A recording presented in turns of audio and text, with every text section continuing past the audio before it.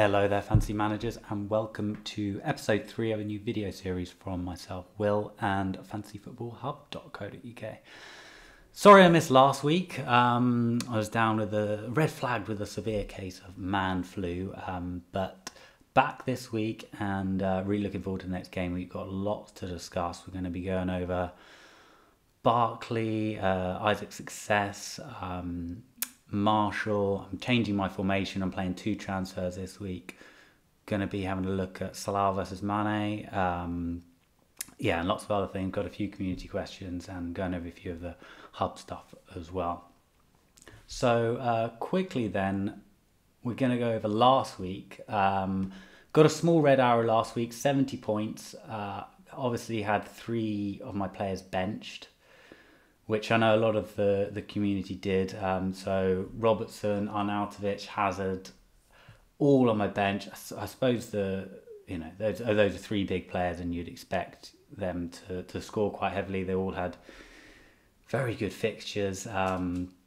So really frustrating. I think the main one was really Arnautovic there. Just didn't expect that, and he's the differential one. I mean, most people has Hazard, most people had Robertson. But to get an Arnautovic bench was a real sucker punch. I mean, there was no word from anyone that was just completely out of the blue. Well, so was Robertson, but again, a lot of people had him. Last week I did a transfer. I did Trippier to Lovren. The reason I did that, I just thought it was going to be, a complete banker of a clean sheet for Liverpool at home to Cardiff. I thought Robertson and Lovren, a double up against Cardiff at home, it would be just easy points. As it turned out, it really wasn't. But nothing. There were no other moves I was going to make really. It's the only one I was looking at was actually getting Norris out for and just freeing up a wall spot. So I didn't lose out there. Happy to have Lovren. I think he looks like he's nailed on in the side. Just have to wait. I might even bench him this week, so I'm not. It's not a key area for me. But Liverpool have good fixtures after the Arsenal one, so happy to have the double up. And if he's going to start, then he's probably going to keep in my team. So elsewhere in my team, Patricio and Bennett, obviously the Wolves double up. Bennett obviously came off my bench. I mean, people are talking about getting rid of Wolves defenders. Even Doherty, some people I've heard getting rid of, which is absolutely madness. He looks, obviously they've got 2 tough fixtures coming up, and I get that, but Doherty, he could have scored a hat-trick at the weekend. And Brighton were, they had 1 shot on target, so it was pretty unlucky for Wolves to not get the clean sheet there. They really should have beaten Brighton comfortably. Just one of those freak games where somehow Brighton managed to sneak a goal and come away with all 3 points. Alonso, again justifying that price tag, 11 points, looking strong. Elsewhere, Fraser came in. He's got some really tough fixtures coming up, and I know a lot of people are talking about Barkley. I kind of understand that move, Fraser to Barkley. Chelsea got some good fixtures. Barkley's got the form. He's got, he's playing well. I'm not personally looking at that move, but I can understand people doing it. Why aren't I looking at Barkley in particular? I think I need to see a bit more. Basically, he's the only game he's played 90 minutes in was last week, and that was, I don't think it was a coincidence that was the one that Hazard missed. Obviously, Hazard looks like he's going to be coming back this week. All the indications are that he will come back. I've seen there's a lot of people selling Hazard as well, and that's absolutely mad, especially with Crystal Palace at home.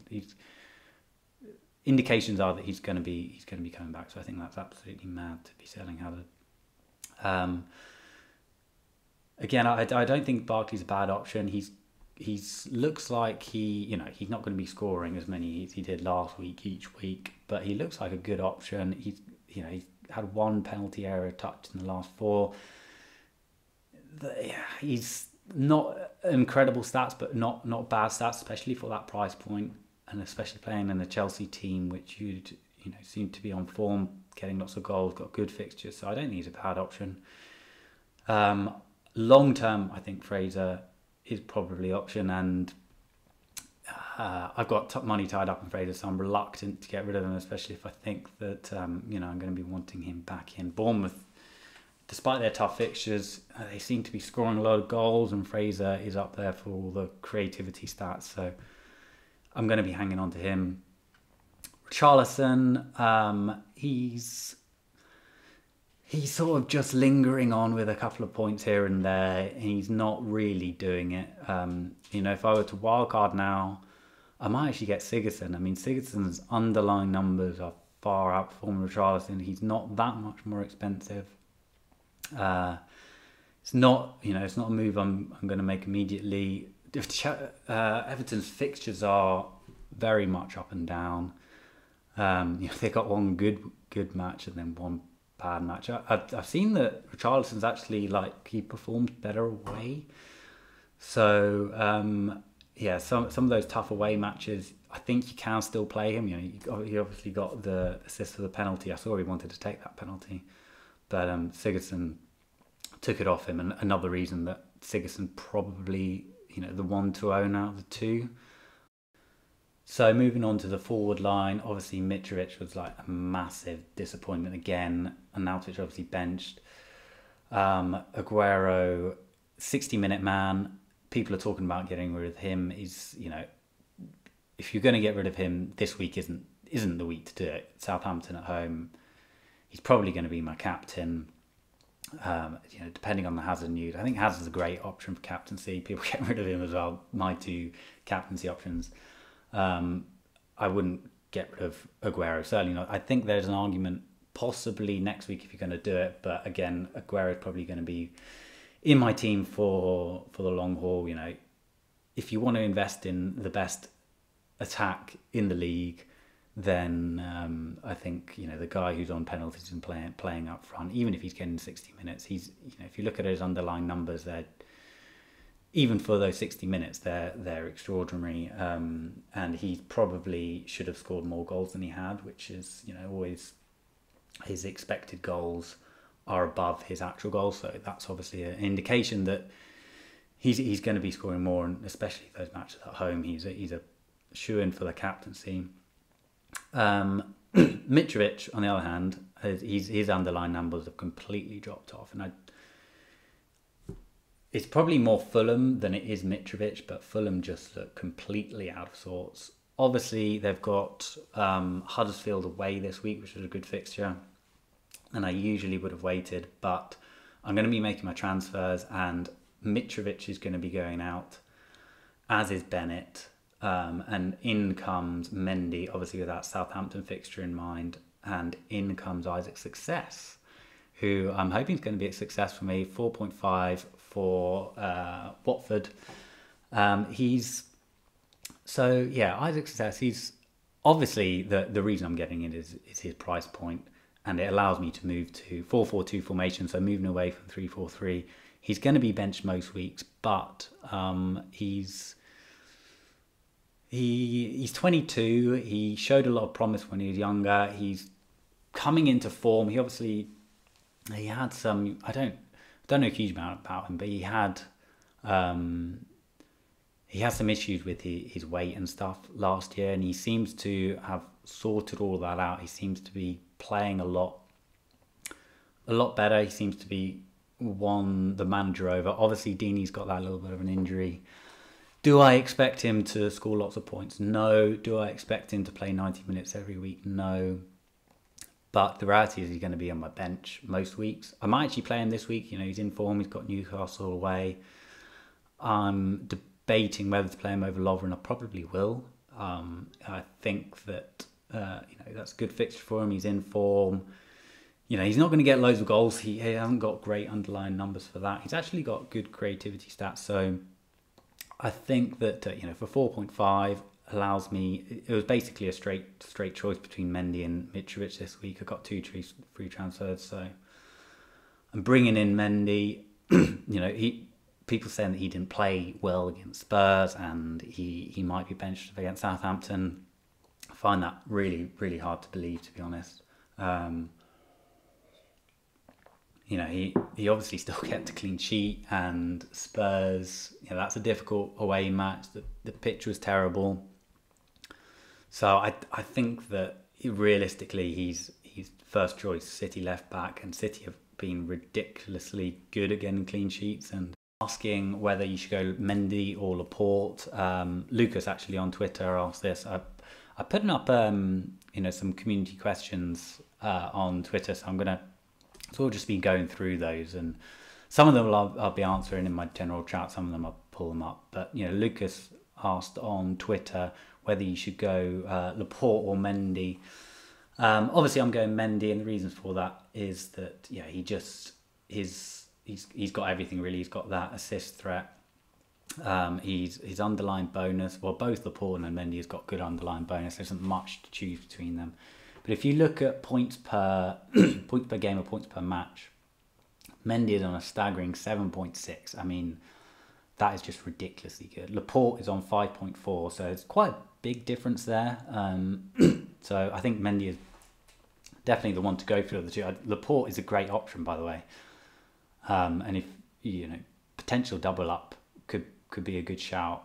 So the reason that I'm switching from 3-4-3 to 4-4-2 is that basically there's so many good defenders out there that are offering really good value for money. So if you look at players priced under 8 million who have a points per game of over 6, so they're scoring over 6 points per game on average, they've played a minimum of 3 games, then you've got 7 defenders. That is Mendy, Alonso, Lovren, Robertson, Walker, Trippier are all players that are scoring over 6 points per game. Compared that to midfielders, you've only got one midfielder who is under 8 million who's scoring over 6 points per game, and that's Fraser. And you've only got one forward, which is Wilson. Obviously, those two are the two Bournemouth players who have now gone a tough run of fixtures, so arguably you could even be looking at getting rid of those. So there's just so much more value in defence. I still think, even though I got rid of Trippier, I still think he's a really good option. Spurs, obviously, fixtures look really good from game week 15 onwards, and I may look to get him back in. Doherty's going to be coming in for me probably after they've got 2 tough fixtures. Then he's going to be coming in either for Lovren, or I might upgrade Wan-Bissaka and go 5 at the back and probably play that by ear. That's another reason I brought success in. It gives me that little bit of flexibility that I could potentially go 5 in midfield and upgrade Stevens, or I could upgrade Wan-Bissaka and go 5 at the back. So I'm not quite sure which way that will go, but or keep with 4-4-2 and just do Lovren to Doherty. So yeah, in the future, it gives me that little bit of extra flexibility. Other questions people are asking about Martial. It's a no from me in short. I don't really want to go into a huge amount of detail why. It's just there are certain players where you just get a hunch that they might be flash in the pans. Martial's obviously a good player. Lukaku's going to be coming back into the team for Manchester United. Martial haven't got great underlying stats. United have mixed fixtures. Something's not quite right with United. They don't look that great. They don't look that attacking. So it's just one to avoid. He's not that cheap either. Obviously with Barkley, he's you can take that punt at that price point, but Martial not that cheap, so I won't be going there. And yeah, other questions. Matthew Jones asked Mane versus Salah. He also asked about success, which I think he's a great option because I brought him in. Mane versus Salah. That's an interesting one because Salah's, Mane's obviously matching Salah. I've not outperformed him for the price point, so I think he's the one to go for. But if you look a little bit deeper at the underlying stats, Salah is the man to own. It's not really even close if you look at the underlying stats. Obviously, Mane's cheaper, and that does need to be considered. But I'm sitting with Salah. I'm very happy. I'm not even considering Mane at this point. Double up is an option, especially with Fulham at home next week. If Mane did something at Arsenal look really good, might I consider him for Fulham at home? Yes. Got 3 Liverpool players, so it might be a bit tricky for me. But I think that of the two, Salah, if you're going to go for a double up, then I don't think, Mane's obviously a good option. He's performing well. So, that's my thoughts on that. So just a quick roundup on the hub to finish. We've got Andrew Ferguson's differential watch list. So go check that out. He's picked success, which is a good sign for me. And some other really good budget picks at the end of the scale, all under 5% owned. So go check that one out. XFPL, hopefully from Braveheart, will be coming out later this week as well, as will Eisenberg's team reveal and lots of other stuff. Hopefully Matthew Jones did another article this week. Lots of good stuff on the hub. Go check that out. If you like this video, please give it a like and give it a subscribe as well, because that really helps me out and makes me want to do more of them and carry this series on. So appreciate any feedback, any comments. If you have any comments, just leave them in the discussion section, either on the site or on YouTube, and I will try my very, very best to get back to it.